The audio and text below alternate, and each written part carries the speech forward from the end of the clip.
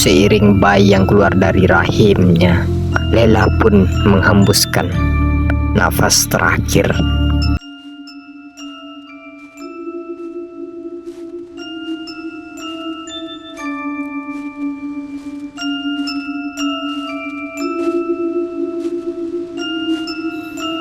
Sebut saja Lela, dia meninggal dunia ketika usai melahirkan anak pertama, hasil buah cinta dengan suami tercinta yang bernama Leman.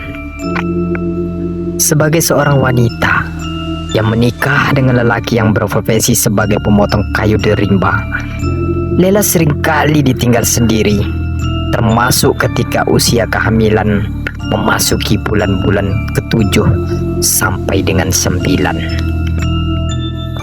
Semangat sang suami untuk mencari rezeki dalam rangka menyambut kehadiran sang buah hati telah membuat hari-hari Lela jauh dari kasih sayang sang belahan jiwa.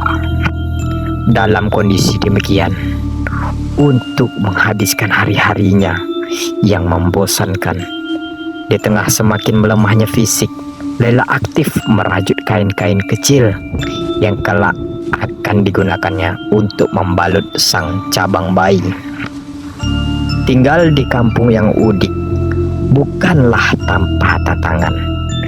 Banyaknya warga masih percaya pada klinik telah membuat malam-malam Lela dirundung ketakutan.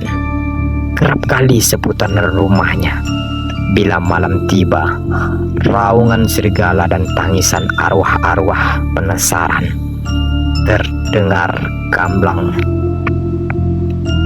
Bila arwah-arwah itu tiba, maka pastilah Lela akan menghabiskan malam-malam dalam kesengsaraan. Bahkan beberapa kali di antaranya tubuhnya pernah dimasuki roh halus. Namun berpuluh-puluh dukun sudah mencoba memasang penangkal di seputaran rumah. Namun seperti kekuatan orang-orang yang mengirim arwah ke rumah Lela lebih kuat. Bahkan pernah seseorang dukun dibuat terkapar tak berdaya setelah diamuk oleh seorang burung atau hantu perempuan yang datang di tengah malam. Hingga pada malam saat melahirkan sang buah hati, hantu-hantu sialan itu makin banyak hadir. Ada yang duduk di perkarangan rumah, ada yang masuk sampai ruang tamu, dan ada juga yang di dapur. Menurut cerita, Lela sangat menderita malam itu. Satu hantu perempuan duduk di bagian kepala, 2 memegang perutnya, 1 di kaki, dan 1 lagi menindih sang perempuan malang itu. Orang-orang kampung yang jumlahnya terbatas tidak mampu berbuat apa-apa. Semua kalut dalam doa-doa selamat. Sedangkan Leman saat itu belum juga pulang dari hutan. Lela mengerang sekuat-kuatnya. Dia nampak kesakitan. Jin-jin kiriman mereka yang jahat semakin menjadi-jadi. Lela terus berjuang sambil menyebut asma Allah. Kerap juga dia memanggil-manggil nama Leman. Hingga akhirnya telah 5 jam bergelut dengan sakit disertai gangguan makhluk halus. Akhirnya sang cabang bayi lahir dengan selamat dengan jenis kelamin laki-laki. Akan tetapi untung tak dapat diraih, malang tak dapat ditolak. Seiring bayi yang keluar dari rahimnya, Lela pun menghembuskan nafas terakhir. Tanpa sebab memandang raut wajah sang buang hati yang sudah dia menantikan sejak 9 bulan lalu. Duka memenuhi seluruh isi rumah. Leman baru tiba besok pagi setelah semalam suntuk dicari ke tengah rimba oleh beberapa pemuda desa.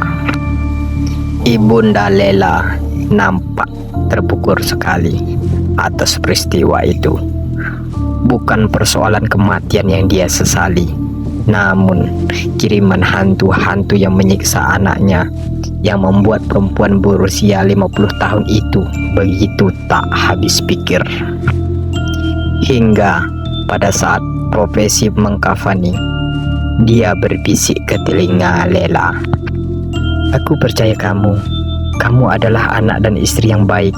Namun karena engkau dizalimi sekian lama oleh banyak orang yang dengki dan khianat kepada kamu, maka ada kewajiban bagimu untuk menuntut dendam. Balaslah mereka, datangi rumah-rumah para pengkhianat itu. Bila ada sanak familinya yang mengandung janin, buat mereka sengsara." Akan tetapi, beberapa orang sempat mendengarkan itu. Semua terkejut luar biasa. Namun, pesan sudah terlanjur dibuat, janji telah ditasbihkan. 1 bulan Lela dikuburkan. Kegemparan mulai melanda kampung itu. Beberapa warga ketika menjelang maghrib menemukan wanita mirip Lela melintas di tengah jalan kampung. Sesekali dia juga terlihat menuju rumah dibangun olehnya dan Leman. Kerap juga peronda menemukan wanita mirip Lela duduk di depan rumah sambil merajut kain. Namun sejauh itu belum ada laporan tentang gangguan serius. Akan tetapi ketakutan sudah melanda penduduk kampung. Aktivitas warung kopi hanya sampai jam 5 sore. Anak-anak sudah tidak lagi mengaji di malam hari. Hingga pada suatu hari, arwah yang mirip Lela mulai rajin menyambangi wanita hamil. Beberapa dengan kelakuan hantu terdahulu yang menyiksa Lela. Kali ini, arwah yang mirip Lela hanya sekedar menampakkan diri di depan perempuan hamil. Dia hanya tersenyum dengan raut yang pucat. Sehingga seseorang wanita hamil berkata, "Kak Lela sampai setengah jam memandangi saya. Dia tersenyum, akan tetapi raut wajahnya pucat. Saya ketakutan, namun dia hanya menampakkan dirinya kepada saya, sehingga saya harus menjerit-jerit ketakutan," ujar seorang wanita muda kepada keluarganya. Singkat cerita, sekitar 3 bulan lebih arwah itu bergentayangan di perkampungan. Hingga suatu hari seseorang mendatangi rumah ibunda Lela sambil meminta maaf. Lelaki itu mengaku dialah yang ketika Lela hidup sering mengirimkan ifrit untuk menakuti-nakuti Lela. Semua yang dia lakukan karena dendam kepada Lela dan Leman. Sebab ada anak dan saudara lelaki yang menaruh hati kepada Lela, namun Lela tolak karena lebih mencintai Leman ketimbang laki-laki itu. Akhirnya, semenjak pengakuan itu, ibunda Lela meminta bantuan ahli ruqyah untuk melakukan profesi gaib agar Lela tidak lagi bergentayangan.